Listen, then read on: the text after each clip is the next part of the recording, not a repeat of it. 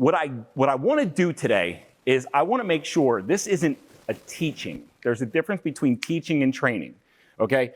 Teaching is about me speaking to you. Training is about all of us being part of all of it and integrating it so that when you leave, you're a different person than when you came in. So let me ask you this question right now. I'm going to need some participation. How many people in here want more wealth in your life? No, give me a yes. Yes. How many, one more time, how many people really want more wealth in your life? Yes. Me too. How many people want more success in your life? Yes. God, that wasn't loud enough. How many people want more success? Yes. Awesome. How many people want more happiness in your life? Yes. Yeah, no, come on.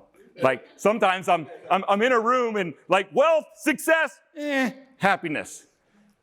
Without the happiness, the wealth and success doesn't matter, guys. That should be the loudest, like, hell yeah of the morning, right? Who wants more happiness in their life? Yes. That's what I'm talking about. So I'm going to ask for active participation. So active participation means you feeding to me feeding to you, us integrating together. What kind of participation am I looking for? Active. That's active participation. What kind of participation am I looking for? Active. That's active participation, okay? That's what I'm going to ask for, and that's what we're going to do, and we're going to integrate some of this content and material where I'm not just going to teach you, I'm not just going to give to you, we're going to give each other, okay? So wealth, success, and happiness, those are awesome. But you know what? Ryan said this yesterday. I'm going to try to get this thing to work. Ryan said this yesterday. What are we really after when we're talking about wealth, success, and happiness? Ryan said this word, and I caught it. Did he leave? No, I'm right. There you are. Oh, you're behind the pylon. Yeah. Ryan said this word early in the morning, and it was like a touch and go, but I want to anchor it. I want to come back to this. What was that word? Freedom. Absolutely. Who wants freedom in your life? Yes. Yes. Do you guys understand what freedom is? This guy does, right? Without freedom, you have nothing. Nothing else matters. So in my mind, freedom is financial freedom, and that's why we're here, right? But also time freedom. Those two, when you have financial freedom and time freedom, right? Isn't that what we're all really after? That there's no limitations in our life, that we don't have to do anything, that we get to do everything, right? When Justin asked me, hey, can you come down and speak to the mastermind? I'm like, are you going to ask me any more stupid questions? Like, holy shit. Like, this isn't something I have to do. This is something like, I get to do. It's something that I look forward to. I can't wait for the next call to go somewhere else to do this. This isn't something that just pays the bills. This is something that creates impact in me, in the lives of others. And from that, my bank account fills up. And it's really cool. I don't sacrifice myself. Financial freedom, time freedom, and there's one more that's even more critical in my mind. And that's the freedom from worry, doubt, and fear. Because I've worked with a lot of multimillionaires that worry themselves to death and they're not enjoying any of it. They're in bed in the middle of the night and they wake up in a cold sweat. Multimillionaires, financially free, they got all the time freedom they want. But they're always afraid of losing it. They're always afraid of the what if. They're always afraid of the imposter syndrome. I heard that word in conversations. I heard that word a couple times yesterday. What if they find out that I'm really not good, that I'm really not real, right? Worry, if you're sitting in a high state of financial freedom and time freedom, and you don't have freedom from worry, doubt, and fear, the other two don't matter. And that's where the happiness comes in. It's being able to lay your head on a pillow and rest. And it's being able to wake up and rest. And it's being able, I love naps. Take some naps in the morning. Financial freedom, time freedom, worry, doubt, and fear, right? I know how to manage worry, doubt, and fear. And this is where Ryan and Justin started hitting the first thing this morning or yesterday morning, right? It's how to manage anxiety, how to worry, how to manage those things. That's just as important as everything else. Do I have your permission to kind of expand your horizons and give you a new take on life itself? Do I have your permission? Yes. One more time. Do I have your full permission? Yes. That was too soon. All right. I'll He's excited. Guys, so over the past 6 years, I've basically put my life back together, okay? I'm a recovered Fortune 500 executive. I was 300 pounds, suicidal. I was up to my eyeballs, if not farther, in toxic alcohol use. I was abused physically, mentally, emotionally, abusive to my wife, sexually, or my wife and kids, sexually abusive to my wife at times. My life was meaningless. I felt like I didn't matter. I felt like my life was a mistake. I felt like I was a coincidence, mistake, a problem in the lives of other people. And I set out to make a lot of money, and I did. And I did it in ways that created harm to me, created harm to my family because I wasn't happy. And it really was just about the next title was going to make me happy. And the next raise was going to make me happy. And the next bonus was going to make me happy. And I went from managing $6 million organizations to a $350 million organization. And the pain just got more and more as I climbed the ladder before I started to just go like implode. All right.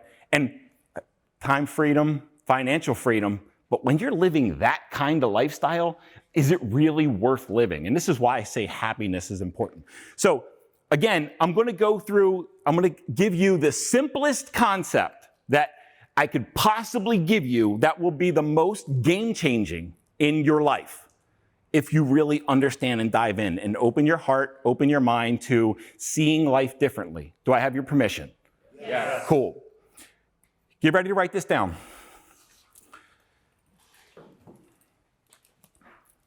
The quality of your beliefs about life determines the quality of your life. Now, if you need a cheat sheet, it's up here on the board. The quality of your beliefs about life determines the quality of your life. So have you ever seen that little meme, right? You see it all the time. And, we scroll past Facebook memes and Instagram memes. And sometimes you just like, oh, yeah, that's kitschy, right? Oh, yeah, and it sounds good. Well, there's one that I used to scroll past all the time and not truly understand. And it's the one that changed everything in my life. And that's like Henry Ford quote. If you think you can, if you think you can't, you're right. Your beliefs, the quality of your beliefs determines the quality of your life, the quality of your health, the quality of your wealth, the quality of your success, the quality of your relationships. Your beliefs about everything creates the quality that you'll experience in each of those dimensions. On my podcast, I start off the intro. How many of you have listened to episodes of my podcast? Awesome, thank you guys. So I start off this way. My name is Mike Kitko, and I'll never be a hustle whore or a grind guru. There's no reason to hustle and grind. Those words, some people elevate them and celebrate them, and that's cool if that's what you want. But we don't have to do that in order to create everything we want. I'll never be a hustle whore or grind guru, but I like the path of least resistance. For 43 years, I lived the hardest life I possibly could because I thought that's what was right. If it was easy, it wasn't valuable. If it was easy, it wasn't okay. If it was easy, I was lazy, right? I'll never be a hustle whore or grind guru, but I do believe in having it all, health, wealth, and a life full of love, rich in love. And love, for me, can I give you, do I have permission to give you my definition of love? Yes. Okay, this is another one you might want to write down. Letting others voluntarily evolve. How many people just did an exhale when they heard that? Rob and I heard that. Love is letting others voluntarily evolve. It's not about trying to get other people to do things that you want them to do. It's understanding what makes them tick and celebrating for them to be more of that. It's about acceptance. It's about making someone else feel encouraged in their goals, their ambitions, their lifestyle, their beliefs, helping them be more of them and getting out of their way. And I was sharing at a table on the first day that I raised my kids for a long time to be exactly in my image. They were going to have my religion. They were going to have my political affiliation. Shit, they were going to have tattoos of my favorite sports teams. And all I was trying to do is make them in my image.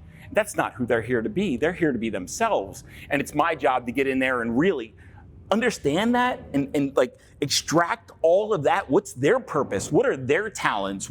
Who are they here to be? And help them be more of that. Because if I'm doing anything else, then I'm just being like an abuser. I'm being manipulative. And love is about letting others voluntarily evolve. My wife doesn't get to tell me what to do. I don't get to tell my wife what to do. And we have a collaborative relationship where 1 + 1 = 3. And it's beautiful. Now, I had to file for divorce to get there. But we did it. And it's beautiful.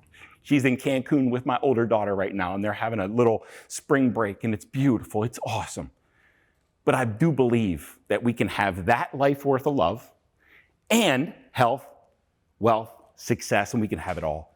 And it doesn't need to come at a sacrifice. If you believe it needs to come at a sacrifice, you can have it, but you don't have to believe that. But the quality of your beliefs about life create the quality of your life. Does everyone understand this? Can you say it with me? The quality, ready? 1, 2, 3. The quality of your life, quality of your beliefs determines the quality of your life. I'm the one who screwed that up. Let's do it again. 1, 2, 3. The quality of your beliefs determines the quality of your life. Awesome. That was a train wreck, but we'll get better. All right. Guys, this was me 6 years ago. Abusive. I get emotional. You've seen it. You saw it there on the first day. This was me 6 years ago. I was abusive to myself because I hated myself. Because the stories that were running through this mind weren't kind. They weren't loving. They weren't encouraging. They didn't embrace me. They rejected me. I was shameful. I was a guilt-ridden person. I was angry. I hated myself. I hated everything about my life that I was living. And like, I thought that was the definition of happiness. I thought I had it all figured out until everything collapsed and I got the opportunity to rebuild it in a way that made sense for me, not according to the shoulds of the world. Like if it's a should, that's shame. Don't do it. It's manipulative. It's the antithesis of love. This is what Ryan was saying yesterday when he said, don't look at what anybody else has. Don't look what anybody else believes. Don't listen to what anybody else tells you to do. Don't live your life according to anybody else. Figure out what's in your heart, what's in your soul, what you want, and be that. And if there's anyone in your life that doesn't afford you the opportunity to do that or tries to get you off track, reevaluate that relationship. Because that is not a loving relationship. That is an abusive relationship. It's codependency. I need you to be who I need you to be. And then if you're in that kind of a relationship, you're probably doing the same thing. And that's not love. So reevaluate that. And when in any relationship, 1 + 1 = 3, if it doesn't equal 3, what the hell's the point? It doesn't make a whole lot of sense. So from this point, when everything collapsed, I filed for divorce and we started rebuilding in a way that made sense for both of us. She went to her neutral corner. I went to my neutral corner. We solved our own internal dilemmas because she was in active addiction as well. We solved our internal dilemmas, the worry, doubt, fear, the shame, the anger, the torment, the inner conflict. I was molested when I was a child and I still hadn't faced that. My father was a union steel worker telling me that making money is hard and the man's going to rob you and you gotta like hide money from and everybody's trying to steal and rob from you. And I grew up in an area in Baltimore that Mike and I have had conversations about this. We're both from Baltimore. We're Baltimoreans together.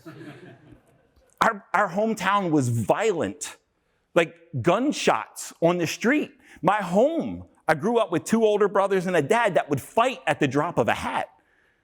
Like when you grow up in a violent area, you can't help but think that the rest of the world is violent, so you're always covering your ass. Does this make sense so far, guys? Yeah. So at some point you have to kind of stop. You have to reevaluate what's going on in my mind and my body. You can also call this self-mastery.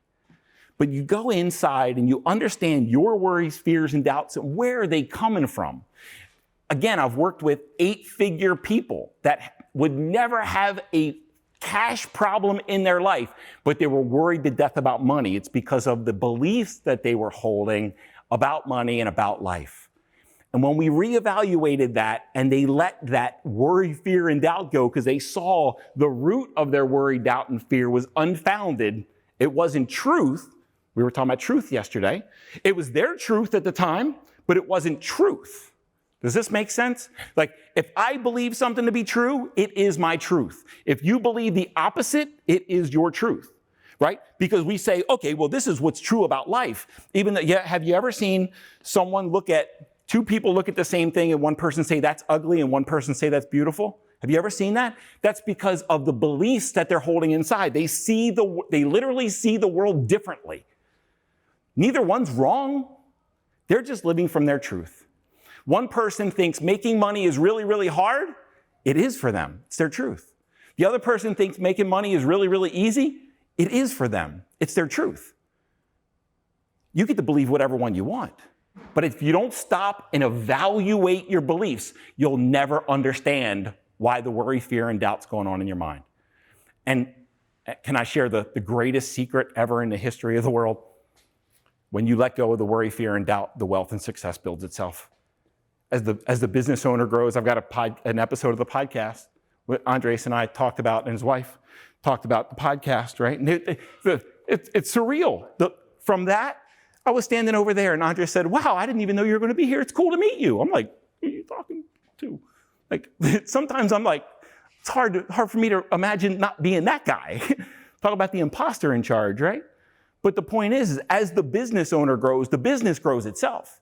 The hardest thing that I have to do with a business owner when I'm helping them build their business is help them drop any shame and guilt and anger and false beliefs and this false narrative and these false stories that are running through their body. I help them drop that and the zeros and commas add themselves. It's like magic. Are you with me so far? Yes. Are you tracking? Yes. Is this really, really cool shit? Yes. Is it woo-woo as fuck? Yes. Yes. But stick with me. This stuff works only every time, okay?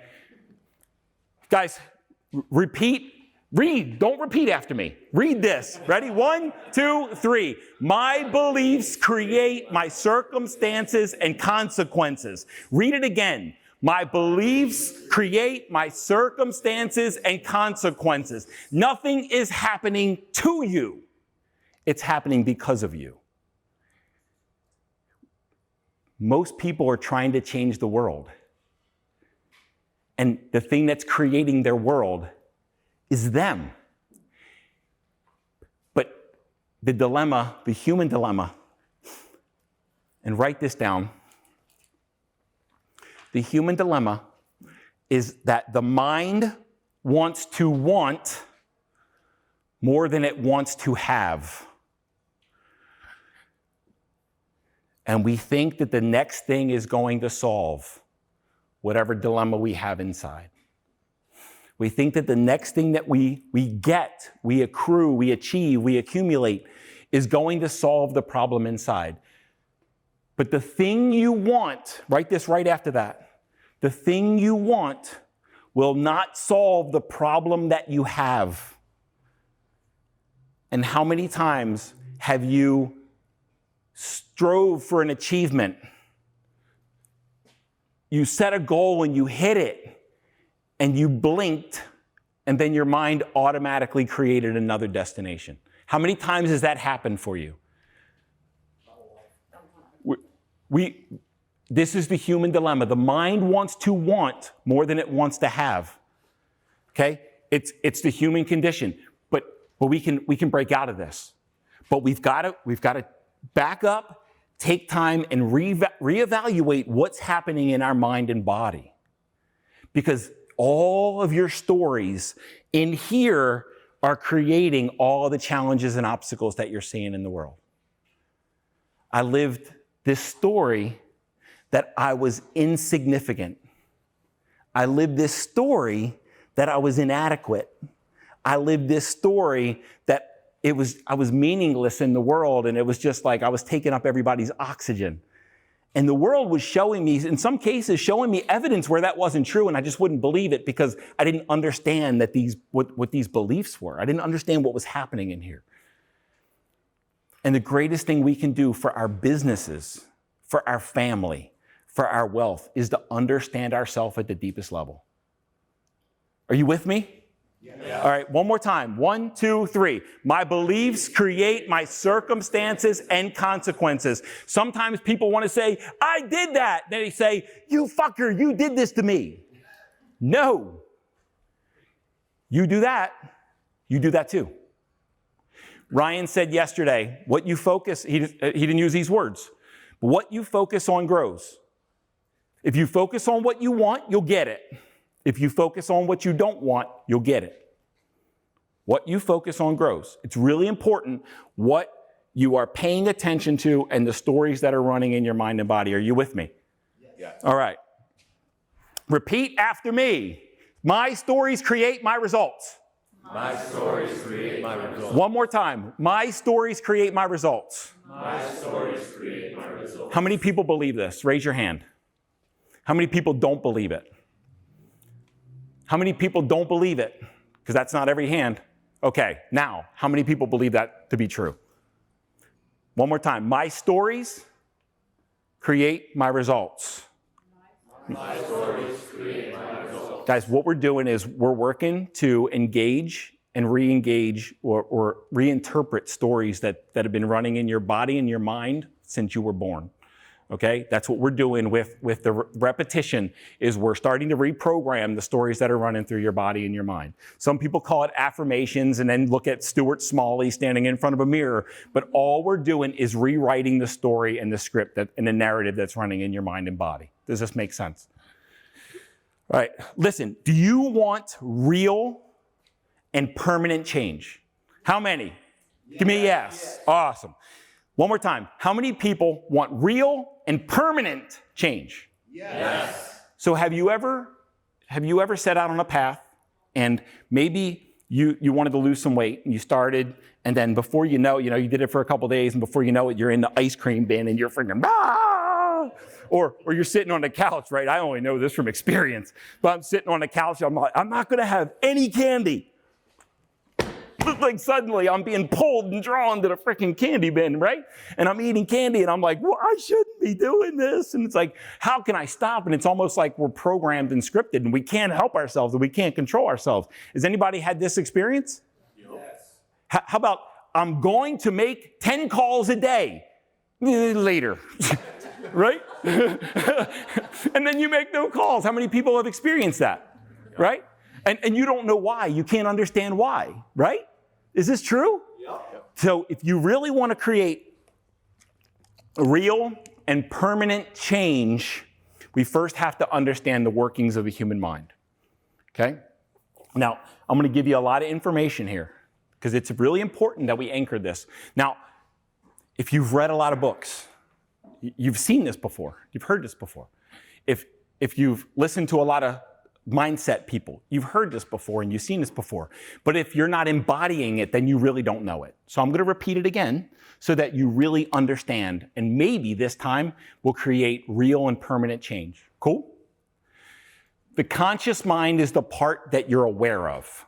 The conscious mind is, I see Andres. Okay? That's the conscious mind. I see it. The conscious mind is attached to your senses, your 5 senses, and when you get poked, you feel it, that's your conscious mind, okay? What you're aware of is your conscious mind. I see Michael. I see Justin. I see Jeremy.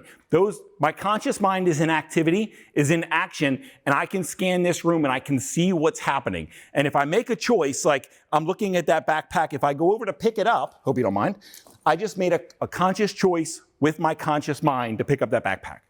Pretty clear?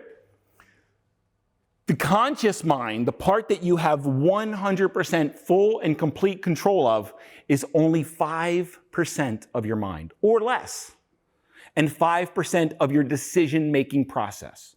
5% or less. And some people, it's less. If you have your eyes fully awake and wide open and you understand, then you're probably reaching 5%. But if not, it's less. If you don't understand this and you're not operating from this, it's likely less. How many people drive a stick shift? How many people have driven a stick shift? There you go. That's a better question.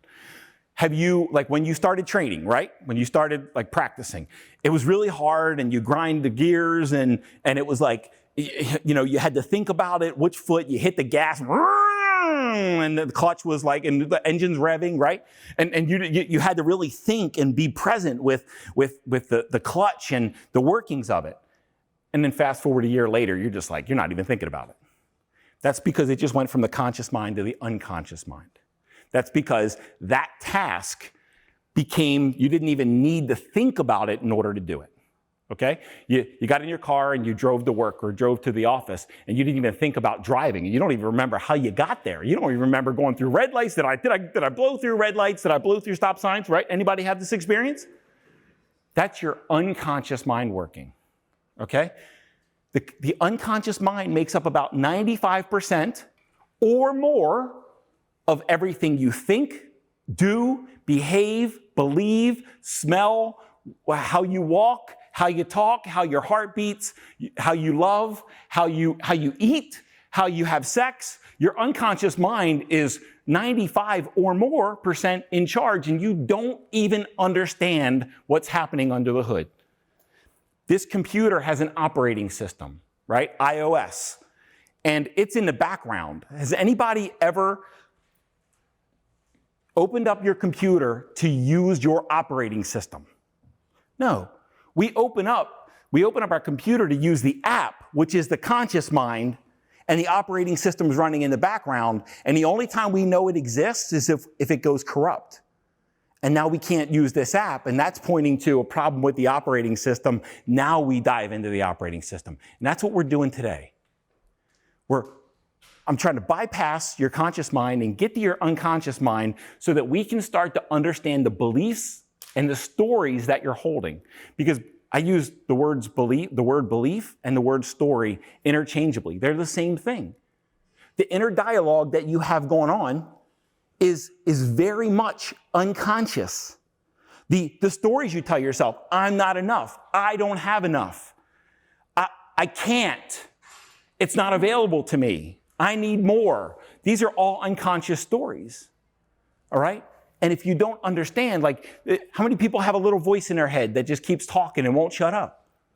I mean, if your hand's not raised, you're lying. We all have this little freaking inner voice, right? So in old Mike, it was very unkind and unloving and like just told me I was the biggest piece of crap in the world. And that voice just sounds different now because I've like programmed it differently and I've believed differently and I've got different stories running in here.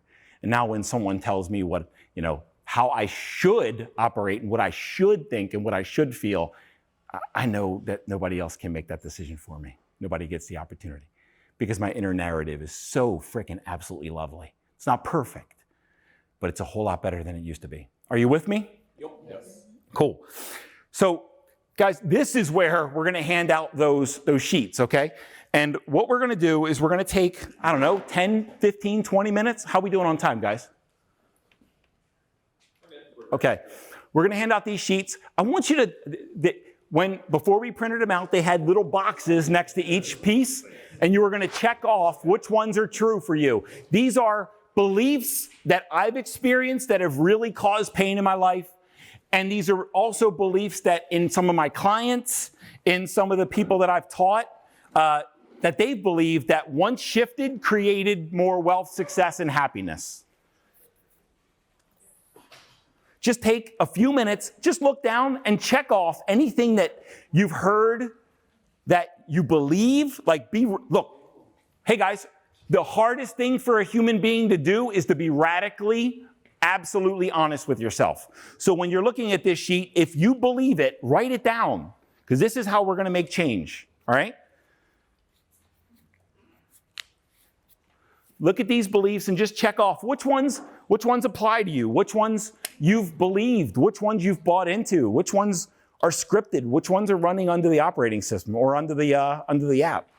There's a story that says if we all sat around a campfire and we all 8 billion of us, and we all told our deepest, darkest worries, fears, and doubts, we'd all laugh at each other for lack of originality, right?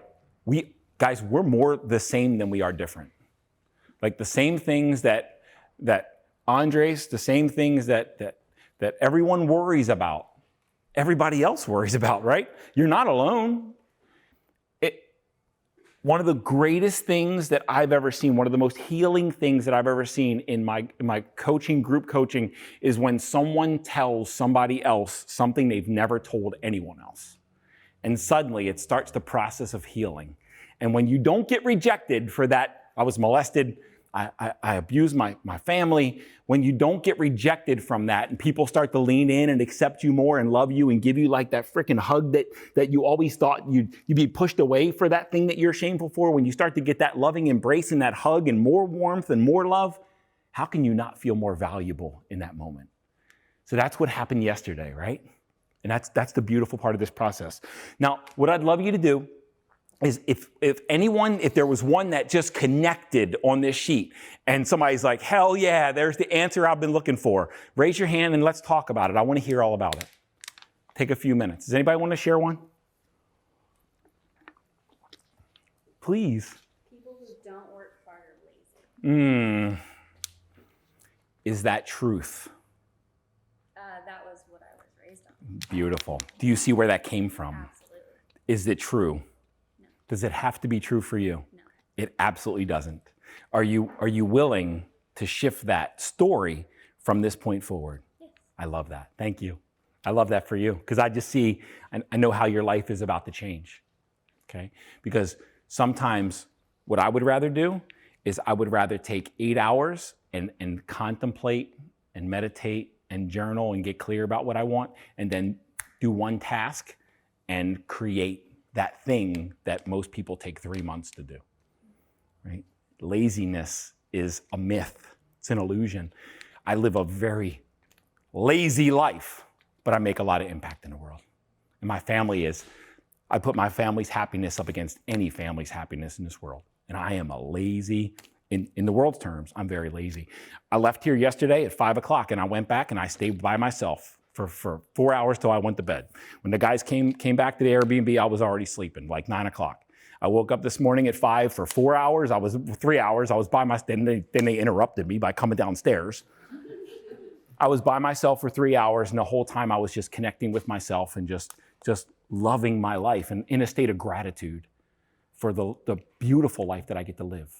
If that's lazy, let somebody else work their ass off and be miserable. I refuse to do it. Thank you for sharing that. Anyone else? Where did that come from? I mean, I think I mentioned this yesterday when I was talking to you. Like, my father died when I was 14 in a plane accident. Little brother had cancer when he was 3 years old. Yeah. So things like that. Sure. Is life fair? I mean, as I said, that's why I circled it. Yeah. It doesn't seem fair.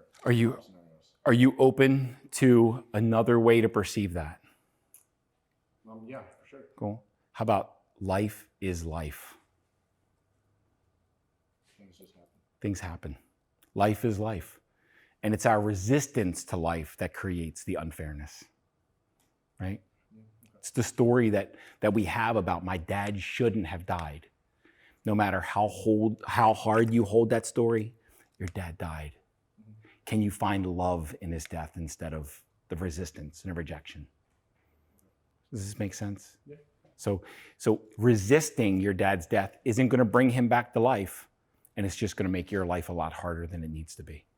And your dad loves you immensely, doesn't he? Yeah. Your dad loves you infinitely, doesn't he? Yeah. Right now, your dad still loves you, right? Yeah. Your dad's watching, isn't he? Yeah. You know that to be true, right? Yeah. I see it in your eyes. It's true. Can you let him rest? Can you drop the resistance? I love that for you. I see the change that just happened, man. Thank you for sharing that, brother. It means a lot. Who's next? I think sacrifice is required to achieve anything worth achieving. Mm-hmm. And I don't know, I feel like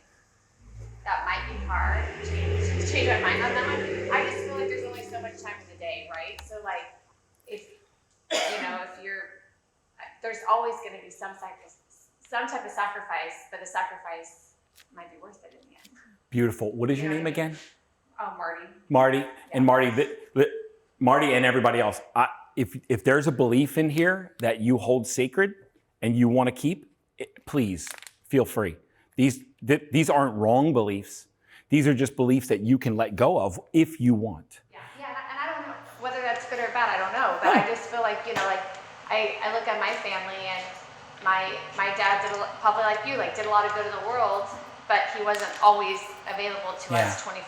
But I respected that he was off in other countries making the world better, so to speak, right? Sure. But there's always going to be some type of sacrifice that my mom had to do in order to let him achieve his dreams, or there's going to be someone's going to have to sacrifice something in order to keep the family afloat. And choices, right?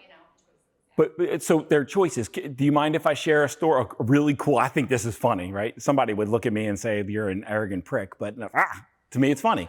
Okay, cool. So, and I don't have my phone. I was going to use it as a prop. But we do pretty well as a family financially, right?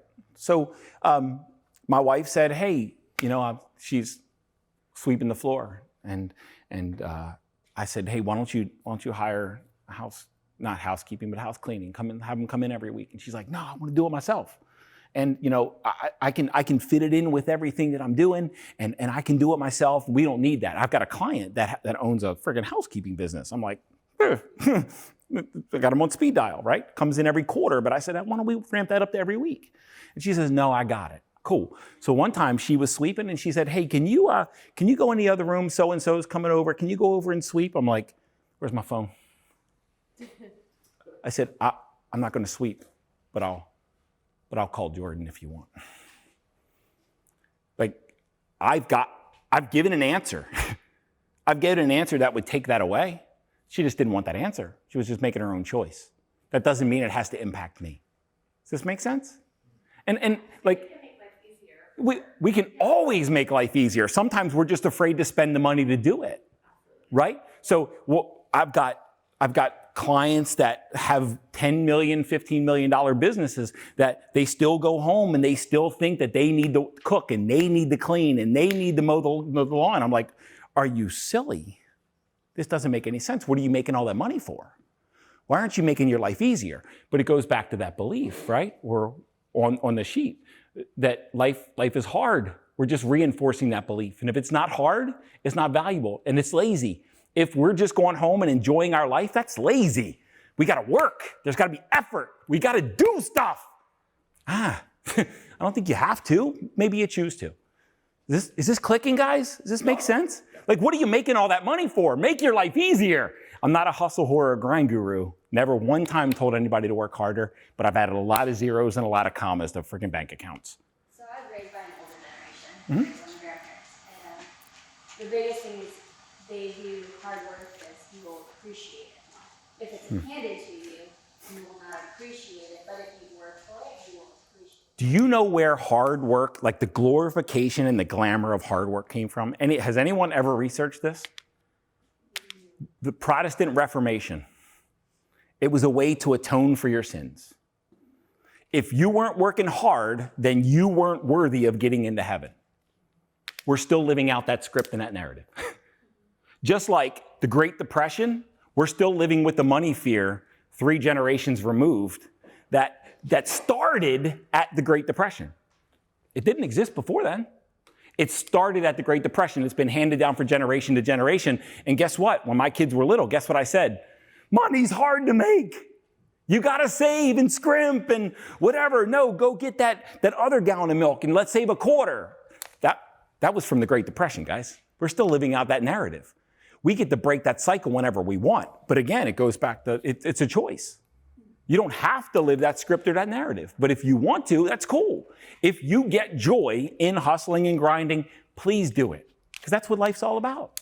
If you get joy in managing your kids and nurturing your kids and feeling valuable as a homemaker and as a professional at home, if that brings you joy, keep doing it. It's not wrong. It's just a choice. Just you can be aware of it. That's all. That's all I'm saying. Make a conscious choice, not an unconscious choice. That's what this is all about. There's no right or wrong. Marty, is that what you said?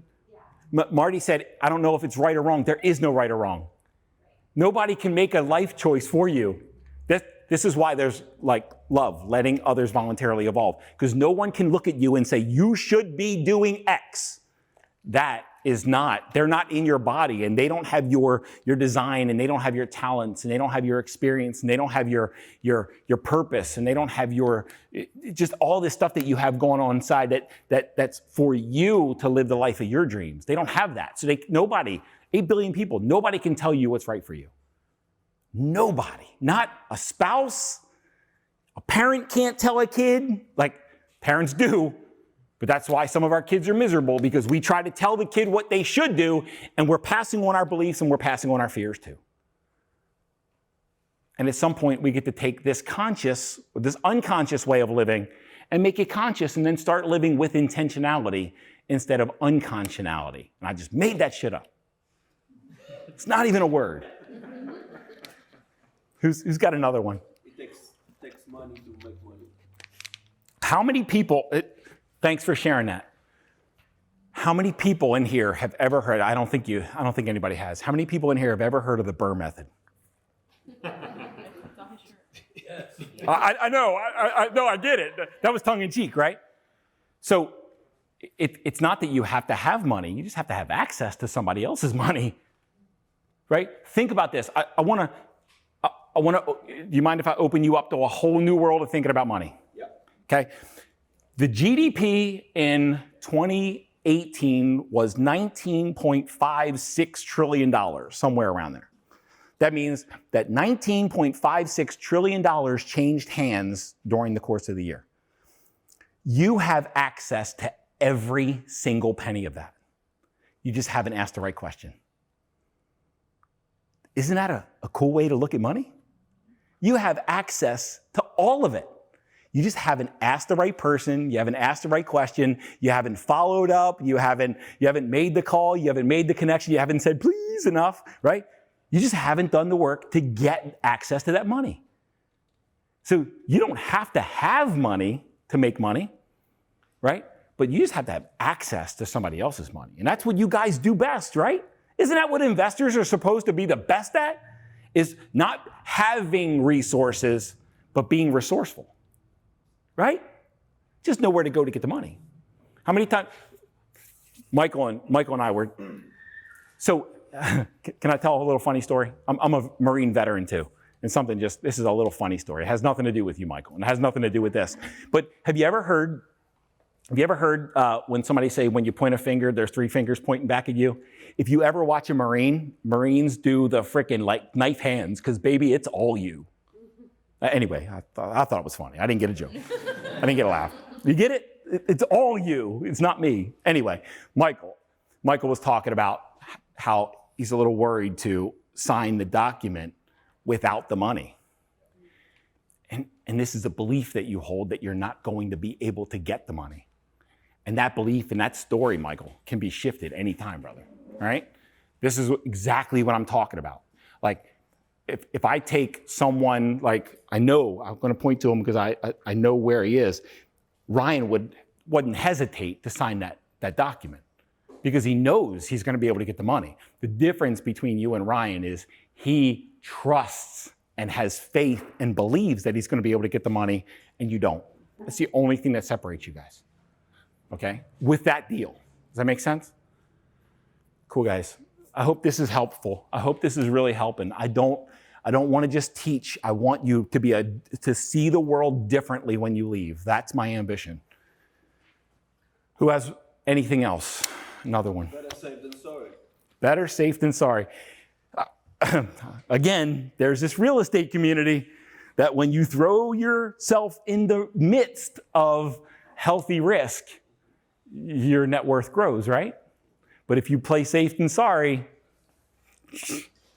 right? But again, it goes back to you learned that from somewhere. There's something that taught you that way back then, and you can change that script, that story, that belief, that narrative anytime you want. If you want.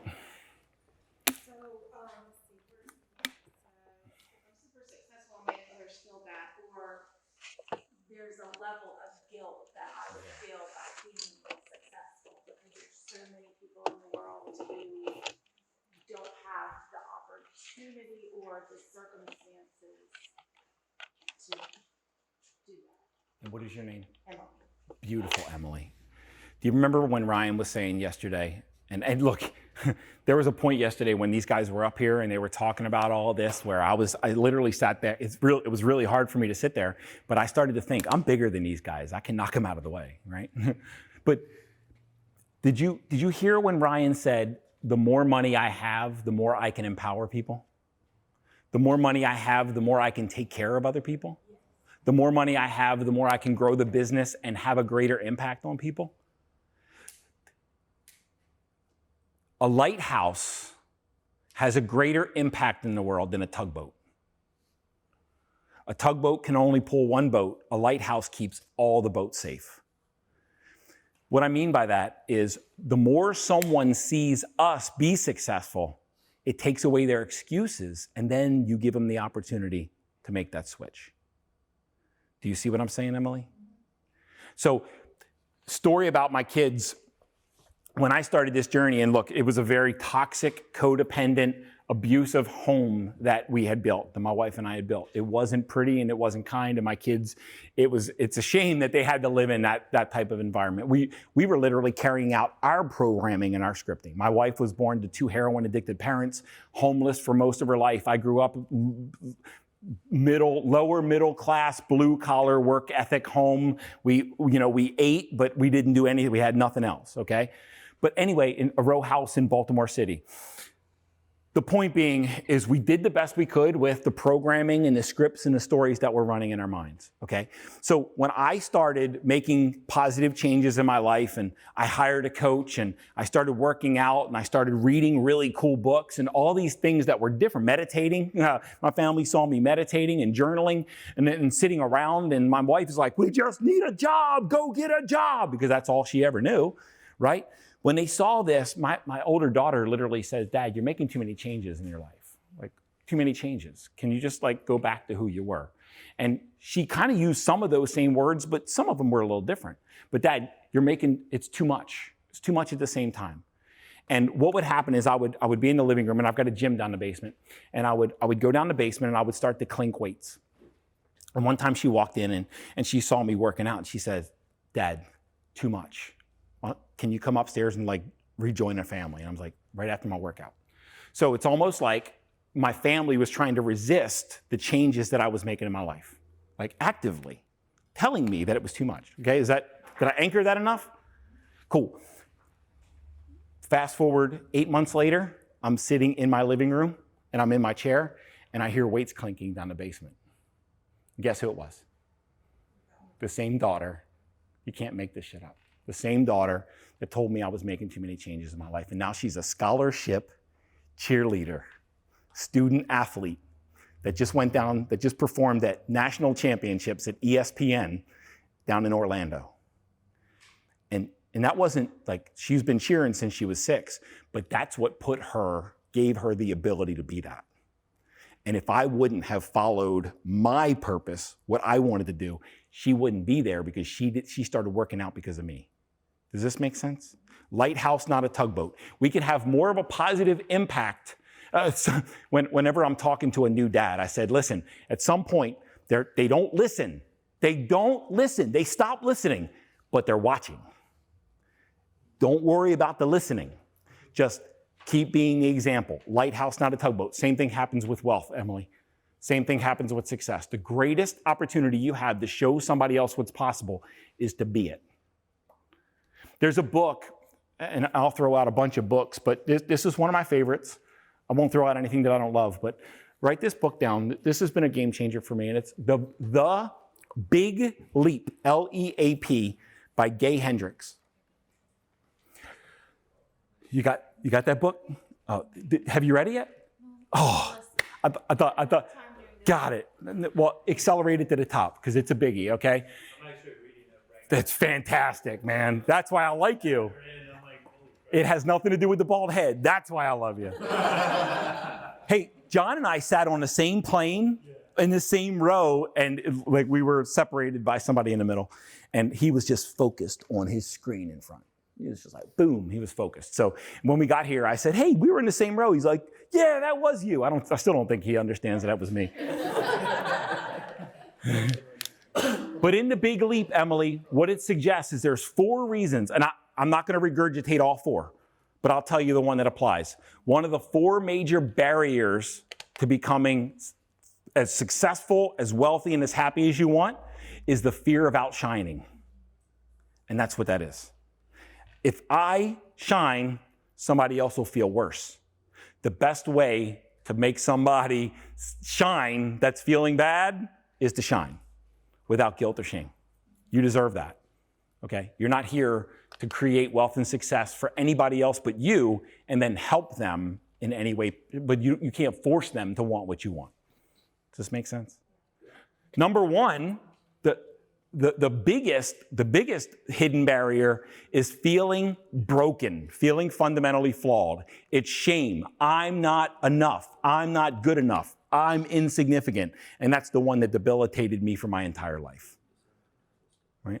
I joke about it. It's like the Imposter Syndrome. I wrote the book on it. I literally did. It's called The Imposter in Charge. The point being is there's these little stories that are running in your background and you just have to be aware of them. And then if you want, you can give yourself permission to work through them and change that story. One more, guys. Yeah. To me, it's 2 of them that kind of go one and one and the same to me, but no pain, no gain. And it's hard to, if it's not hard, it's not valuable. Always push yourself. Yeah. Yeah, if you enjoy it, it looks like you do. If you enjoy it, keep doing it. But typically what happens, and your name is Andy? Brad. Typically, how you show up in one area of your life is how you show up in all of them. So if you're doing that in the gym, you might be doing that in your business too. So you can do that in the gym and get awesome results, but make sure it's not bleeding over into everything else you're doing. That's all. Right? Just be conscious of it. Just be aware of it. And if you love pushing yourself to the extreme, brother, do it. Nobody's saying you shouldn't. It's just make sure you're using these stories intentionally instead of debilitatingly. Okay? I've seen time and time again. I used to, Marine veteran, and when I would lift, it's like if I was enjoying it, there wasn't enough weight. And then what would happen is I would keep putting more weight, and then I would become demoralized or demotivated, then I would stop. And all that changed when I said, you know what, I can have fun and get an exercise in, get some lifting in. I don't have to crush myself to improve myself. That's the story that shifted in my mind. But what I was doing is not only was I making that hard, and if I was running, I run a lot. And when I was running, if I was enjoying it, I wasn't running fast enough. I had to run faster because if I wasn't dying, it wasn't valuable. It wasn't a good exercise. It wasn't a good session. But that's cool if somebody wants to do that in their fitness, but just make sure it's not bleeding over into your business. If I'm not pushing hard enough, if I'm not crushing myself, then I'm not giving enough. That's a story that could hurt a business. Does this make sense? Cool. Is that helpful? Yeah, I mean, but at the same time, like you said, the examples you're using, say, in the fitness side of things, I don't feel that way. I have fun doing what I'm doing. Awesome. And I have fun kind of pushing myself to that limit in my business as well. So but at the same time, I guess my concern is my belief there, working with her, is that crushing her? That's my concern. Yeah, and again, it's a choice that you get to make if you want to push it, and if it's debilitating other areas of your life, maybe reconsider. But if it's not, and you're getting joy out of it, then keep jamming. No right or wrong, right? Grant Cardone's right for him, right? I don't love the message that he sends out that all there is success, but man, for him, that's perfect. And there's people that believe him and love that. Cool, that's good. There's no right or wrong, but you don't have to. That's not the right way. That's not the wrong way, but it's not the right way. You just get to, one of my favorite phrases is eat the fruit and spit out the seeds. Listen to what I'm saying today. Don't believe the thing I'm saying. And then take what feels right for you, consume it, and what doesn't feel right, throw it away. I'm not right for you. I'm just right for me. And then you get to figure out if anything that I say connects, right? No right or wrong. The greatest thing I did for my body was to stop listening to what anybody else said my body needed for nutrition.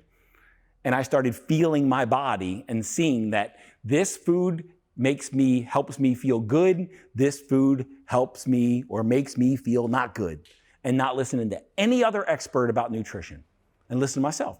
Same thing in business. If it lights you up, do it. If it doesn't, stop. I don't think it gets any simpler than that, right, Brad? All right, guys. Again, was this helpful? Was this super helpful? How many of you have really done a deep dive and reflection into the stories that you're holding in your mind, in your body? Cool. I would encourage you to do more, okay? Now, I'm not going to give you a timeline. I can't do that. All I can say is I spend a lot of time during the day reflecting on who I am, what I'm telling myself, what's available to me, what do I want to do, what are other people telling me to do, and sifting through all that nonsense and getting to the root of what I really want to do and who I really want to be in the world. And then somebody can give you, I got it. My longest standing client. This is really cool. My longest, and then we'll go on with the show. My longest standing client. He was hiring me to be his executive coach, right? He's got a really nice business. I mean, guy is rolling in cash. He's super successful, 5 businesses. They're all churning. It's like passive income for him, right? He spends very little time in the businesses. And when he hired me as his coach, he said, Mike, it's been a while since I've had a business coach, because his last business coach actually died. But and I was a little worried for a little bit, but the point being is, he said, it's been a while since I've had a business coach. He said, but I want you to understand how I interrelate with a coach. I make decisions in my business, and all I'm asking you for is your brain, your experience, your thoughts, your knowledge, but ultimately I make the decision in my business. You're my trusted advisor, but you are not the director of my business, and you're not the business owner. So he might ask me 100 questions, and maybe he implements one, because I'm not there to make decisions for him. I'm there to give him another trusted set of guidance that he can consider and contemplate and massage and eat the fruit and spit out the seeds. Does this make sense? And that's what a good coach does for you. They don't make decisions for you. They just help get into your soul and pull out what's in there and then hold it up. Is this who you really want to be? Cool, yes. Boom. Is this who you want to be? No. Okay, let's figure out a way to resolve that and dissolve that. Does this make sense, Justin? Isn't that what we do? Cool. Any questions? Guys, is this really cool shit or what? Oh, yeah. Well, thanks for your patience with this, all right? So I want to take you through the process of how your belief actually creates your outcome, how your belief creates your results. So I want to walk through this, and we're going to stop it. How are we doing for time, guys? Awesome. We're going to walk through each step in the creation process, like how we get to this point where a belief becomes a result, and maybe have a little bit of a conversation about it, and just dive in and get some clarity about each level, all right? So first of all, experiences shape beliefs. So remember when I was talking about the subconscious mind and the unconscious mind that you have, right? Living unconsciously, and these things that are buried in your subconscious. These things typically come from your experiences in life and happen typically, the beliefs form typically somewhere between the ages of 0 and 10. Now, during the ages of 0 and 10, you do not have a conscious mind. If somebody tells you that Santa Claus exists, you're like, really? That's awesome. That's because you don't have the ability to discern real from fake. So when someone says, if you don't work hard, you're lazy, you believe them and you love them, so you want them to be right. So inside of you right now, that story is saying, I don't want them to be wrong, so I'm going to keep this story. Maybe I'm going to keep this story because I love them so much, and I'm letting them down if I don't do what they want for me. And they taught me this, so I'm going to hold on to this story. Or you can say, they did the best they could. They were taught that by somebody, and that story has expired, so I'm just going to let them have it, and I'm going to adopt my own story. Does this make sense? But experiences create beliefs, right? They shape beliefs. If we look at every belief that we have, that we hold, they came from somewhere. You weren't born with them. You weren't born with beliefs. You were born and you were just How about this? You were born and your arms were flailing and you believe that when I cry, somebody sticks a bottle in my mouth. That's the belief you held. And then maybe one time somebody was a little late on the draw and they didn't hear you. And after 5 minutes, you were still crying and you said, holy shit, even when I cry, I don't get fed. Now you're looking for food the rest of your life, right? These little experiences shape our beliefs, okay? When I was molested, I formed the belief that my body wasn't valuable. Think about that. That's why I couldn't eat and drink enough, because my body's not valuable, right? That thing that happened when I was in my formative years created this outcome. And once I realized that, I was like, holy shit, I've been living with that belief my entire life. Now, experiences come through 3 methods, 3 channels, okay? Visual, what you see. I used to see my parents fighting all the time. So from seeing my parents fight all the time, I formed the belief that marriage was hard and marriage was full of conflict. Now listen, this is important. I'm not blaming my parents. They did the best they could. They were doing what they were taught.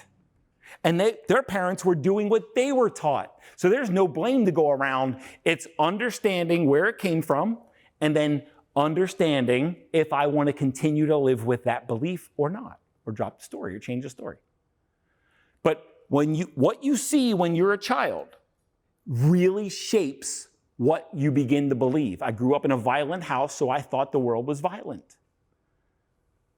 Okay? I saw my mother spend tons of money on food, but nothing else. So that's what I started to do with my family. Like, I'd go out and spend endless amounts of money because that was just the right way to do things, right? It was just the belief that I adopted. It's just the right way. And I was just living her belief, not mine. So it's really important that we just dive into these and understand them, not blame. We're not victims. There's no blame assigned here. Forgive them, forgive yourself, and just make a decision from this point forward to live differently if you want. If you don't, it's cool too. It's your life. Nobody else has a say over your direction in life. You do. If somebody else tries to have a say in your direction in life, set a boundary and make sure you get clear that you're here to live your life and then be around the people that help you do that, and you're going to do the same for them. Love, letting others voluntarily evolve. The second is auditory. It's about what you hear. So how many of you have heard this, right? Think about this when you were a child. Making money's hard. How many of you heard that when you were little? I sure did, all the time. Making money's hard. And when you hear that all the time when you're a child, guess what you're going to believe? Because how many people believe in Santa Claus? Right? You believe anything when you're a child. It doesn't matter what they tell you. Anybody, your teachers. I grew up in went to Catholic school. I mean, that was some shameful shit. Holy crap. I was taught from the moment I was born, I was like shameful sinner. I'm like, no, I was a baby. I'm sorry. Like, when you're a child and you can't discern like real from not, you'll believe anything that you're told. Is this connecting? So you got visual, what you see in the world. You start to, again, from my experience, you see fights everywhere, then you form a belief that the world's dangerous. You hear that making money's hard, or you got to work hard for your money, and suddenly it becomes belief, and now you're carrying it out this the rest of your life. No blame, just awareness. And then finally, it's kinesthetic. It's what you feel. It's what you feel. It has everything to do with what you feel. When you're told, my father's favorite line, again, no blame, that guy loved me infinitely. He did the best he could. God, I love you, Pop. He did the best he could. But the thing he said the most to me is, you ought to be ashamed of yourself. And it formed shame in my body. And I wanted to make him right, so I started feeling shameful. And that's where the imposter syndrome comes in. I ought to be ashamed of myself. You're right, Dad, I should. So I'm going to feel shame. I'm going to feel broken. I'm going to feel inadequate. I'm going to feel like I don't matter. Is this making sense? It's what you feel. If, like, you go up to a hot stove and you touch it, Holy shit, that's hot. Like, you know, because that pain just taught you what to believe about that stove. Something that's kinesthetic is a stimulus to help you create a belief out of feeling, out of what you feel. I had this story running in my background that I didn't like running in the cold. I'm not a cold weather runner, is what my story was. I don't like the cold. And what happened is at Parris Island, South Carolina, in January of 1993, it was 27 degrees, I'm soaking wringing wet, and we're out in combat training, and I just can't get warm. And I'm out there for 10 hours, and I started to form this unconscious belief that I don't like the cold. And then when I decided to shift that story, I started running, and it's easier to run in cold than it is warm. Holy crap. True? You get it? These are the 3 ways that you've learned and your subconscious mind was programmed. No one's fault. They did the best they could. Now it's your responsibility to go in and understand what's buried in your operating system to see if you're really living the life that you want to live instead of the life that somebody else told you you should live. Cool? Got it? Yeah. Make sense? Give me a hell yeah. Hell yeah. One more time. Hell yeah. Hell yeah. Got to get the energy back up. Holy crap. So, second, beliefs generate thoughts. Now, if you take your beliefs and your thoughts, now these are the stories. Boom. You suck. You're right. Right? How many people have this story in their mind that they suck, right? They're not good enough. They can't because they like the imposter syndrome and who am I to do this? Who am I to stand up here on stage? Who am I for Andres to come over and say, yeah, it's great to meet you? I'm like, who the fuck am I? Right? These stories are running under the hood and you just got to be aware of them. But these thoughts that you have, the average human being has between 80,000 and 120,000 thoughts per day. Holy shit. And most of them aren't kind. I mean, can you guys be honest? Most of them aren't kind, are they? Most of them are very, very unkind, unloving, discouraging. They're coming from your beliefs. They're telling you something. They're showing you. Your thoughts are showing you a belief that's buried under the hood. Your thoughts are your best friend. Most people try to get those thoughts to stop, and that's why we overeat, and we overdrink, and we overfuck, and we overgamble, and we overwork, because we're trying to get the thoughts to stop. But they're telling you your beliefs. And if you understand your beliefs, you can start to shift those stories, and then the thoughts become different. Is this making sense? Cool stuff, right? Thoughts trigger emotions. Do I have your permission to get a little raw for a second? Right? And you're not going to report me or anything. Cool. Ryan won't have me back, but that's okay. How many people in this room have ever thought, don't raise your hand. How many people have ever thought of someone that was really, really good looking in their mind and then started to get aroused? Mike said yes. He threw his hand up. So listen, how many people have ever thought about their child or somebody in their family dying and suddenly got really sad and scared? Your thoughts trigger emotion. Your body is just the emotion in your body. Emotion is energy in motion. The emotion running through your body is just a reaction to what's going on in your head. So when I'm talking about fear and I'm teaching about fear, my favorite way to describe it is fear is a bead curtain, and that bead curtain is built by thoughts. The thoughts are built by beliefs. The beliefs are shaped by experiences. And if you just step through the bead curtain, you'll see it was all an illusion all the time. But sometimes we live like fear is a brick wall and not a bead curtain. But what we're trying to do is break down all of that so that the fear isn't there and there's no bead curtain to step through. You just get to live, right? But the point is, when you have a thought, and you might not know about the thought because most thoughts are unconscious, they're buried in your subconscious, right? Your subconscious thinks. When you have a thought, it triggers emotion, and you get to respond to that emotion.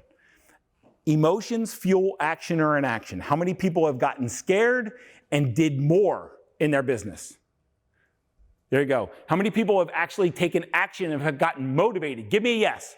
Yes. Fear can be a motivator, but the same fear in a different person paralyzes them. How many people have ever not made the call because they were scared? The same fear that can motivate can demotivate. So emotions fuel action or inaction. Sometimes it's a go, sometimes it's nope, not yet. Right? And it's the fear's there. In my latest podcast episode, it's about emotional courage. It says feelings can't hurt you. We just don't want to we don't want to feel, so we allow these feelings to either start us or stop us. Like we're a slave to our feelings when we're living unconsciously. But they're just feelings in your body. That's literally it. They can't hurt you. They're just feelings in your body. And they're being triggered by thoughts, all right? But you with me? Emotions trigger action or inaction. Cool? Action or inaction repeated forms a habit. Now, here's what I would caution you guys. There's some great books. The Slight Edge, Atomic Habits, that start here.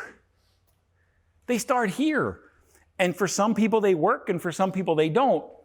But they don't really dive into all the other stuff that comes before it. So how many people have tried to form a new habit, but struggled and stopped and ended up doing the same old thing? That's because you didn't understand all of this that was happening behind the scenes. Cool? So take yourself off the hook. Here's the most liberating thing I can say, and most human beings don't want to hear this and don't want to acknowledge this and don't want to do this. You've always done the best you could every single second of every single day because all of this was running under the hood. So take yourself off the hook. It's not your fault. There's no one to blame, but it's not your fault. You had all this shit under the hood that you didn't know about. But what happens when we clean all this up? Then suddenly we can take different action and inaction, and our habits can change. Okay? Is this cool? Is this clicking? Yep. If I stopped right now, is there something that you could utilize out of this differently? Yes. That's what I'm talking about. One more time. Yes? Yes. Awesome. Are you with me? Yes. Awesome. Habits mold character. If you take someone's habits, how they eat, how they sleep, how they work, how they relate with their spouse, how they relate with their kids, how they have sex, how they make money, how they engage with employees. If you take all their habits and you put them all together, you've got a character. And basically your stories have created that character. It's just like a Disney film. You're a character. I can't remember who it was yesterday, but somebody said, "How did you get started in coaching?" I said, "I just started telling the story that I was a coach." And they're like, "Well, what else?" I'm like, "No, I literally started telling a story that I was a coach. And I started saying, hey, I'm a coach." "Well, weren't you an executive?" "Yeah, but now I'm a coach." "Oh, okay. You taking on any clients?" I just started telling a different story and my character changed. Is this making sense?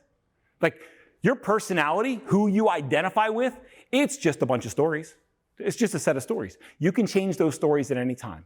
You can prefer something different anytime you want. You can do something different anytime you want. You can be something different anytime you want. You are an accumulation and a composition of your stories. That's it. Change your stories, change your results. And finally, character creates your outcome. And then you join a coaching program where I have a no guilt, no shame coaching program. I will never, ever tell you that you should do something. I will ask what you want, and I will help you get it, but it will involve no guilt and no shame because that does no good in the grand scheme of things. But I will seek to understand, and I will help you see what story is in your way. Is this making sense? But guys, we do these things. I saw yesterday, I saw the power of it. I saw the love that these guys put into you, right? And some people are like, but I should be further along. And understand, you're doing the best you can given all these circumstances. Cool? Yeah? Who doesn't understand at this point? Please feel vulnerable. A friend of mine in Canada says he calls it vulnerageous, right? Be vulnerable and courageous. Be vulnerageous. Who doesn't get it? John? Yeah, so the way my brain works is like I'm looking at this, and then I get too many things hit me at once. Yeah. I get overwhelmed, and I shut down, and then I don't do shit. Yep. So I've read a ton of books, and I understand these and everything, but I get so overwhelmed with what do I do next that I just don't do anything. Awesome. And then I'm just like still in the same loop. So I walked in here yesterday. Mind if I take this? And I saw these books. And I'm on number 9 of these books. So what I was hoping when I saw these, I was like, first of all, it's a really cool thing to do. Second of all, is I hope people don't use them because I'm going to take home a collection of books because I use these relentlessly. And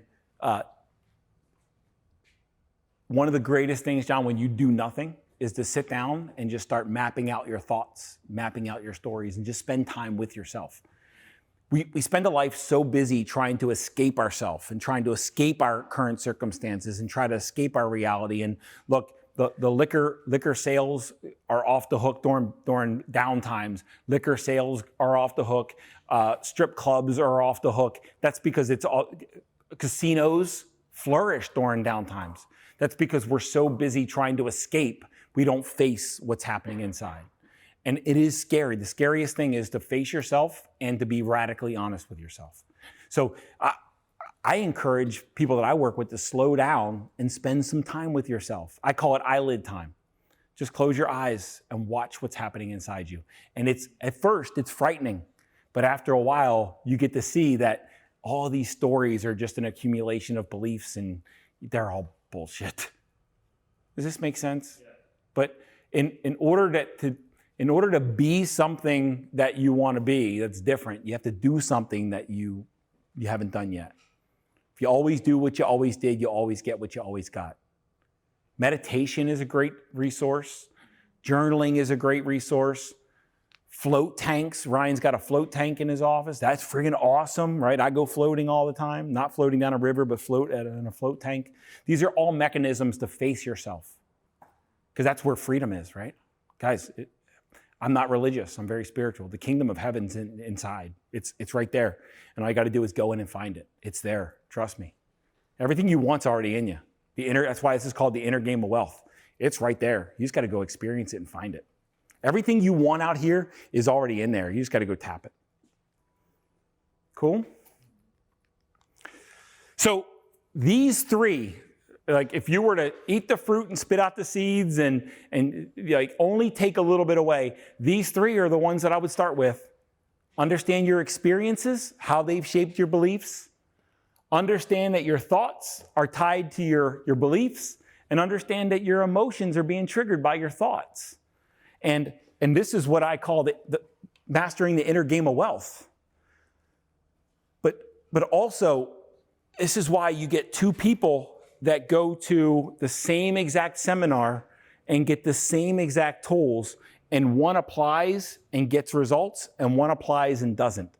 The content was awesome. The program was awesome. The tools were awesome, but they had some stuff buried that was in the way. All of your obstacles and challenges are not in the world. They're inside of you. During the Great Depression, there were people standing in lines because they bought the story that there were no jobs, and there were people with 3 jobs. And there were also businesses looking for work. All of your challenges and obstacles are inside of you. There are people that say that there are no deals to be had, and there's people, I just had somebody close on a 48 freaking package deal. Some people say there are no deals available and the market's thin. Some people are saying this is the best market I've ever been in because everybody thinks that there's no deals. This is awesome. All your challenges and obstacles are inside of you, and they're in here right there. Okay? So I'll go back to my boy, William Wallace. It's all for nothing if you don't have inner freedom, right? The thing you want won't solve the problem you have. You can add another zero, you can add another comma, but it's not going to take away the worry, doubt, and fear. It's going to amplify it, if anything.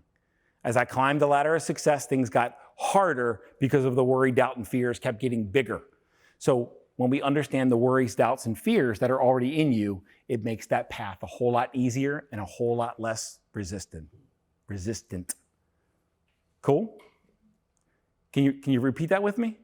It's all for nothing if you don't have freedom. One more time. It's all for nothing if you don't have freedom. To me, that's probably the truest line that's ever been spoken. What I want more than anything else is to love my life. I was telling somebody yesterday, said I got 2 goals on my deathbed, my last exhale. I got 2 goals that I'm going to measure my entire life by. Was I sharing this with you, Robin? 2 goals, 2 things that I'm going to look back and reflect. I've already got it planned, right? How I'm going to evaluate my life.